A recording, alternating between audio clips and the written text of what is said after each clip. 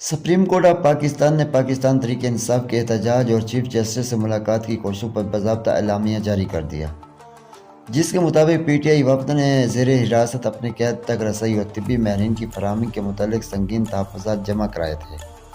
Supreme court کا کہنا ہے رجسٹرز پی ٹی آئی نمائندگان سے ملاقات کی، جبکہ وکیل سلمان اکرم راجہ کو چیف جسٹس سے ملنے کی اجازت دی گئی، جہاں انہوں نے زیر حراست قید تک کا اہل خانہ کی رسائی اور طبی سہولیات کا معاملہ اٹھایا تھا۔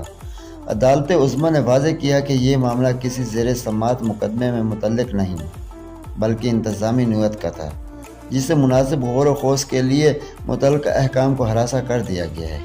مزید برآں سپریم کورٹ نے آئندہ ایسے معاملات کے لیے باقاعدہ SOPs جاری کر دیے تاکہ متاثرہ فریقین کو رابطے کا ایک نظم و ضبط والا طریقہ کار طے ہو سکے۔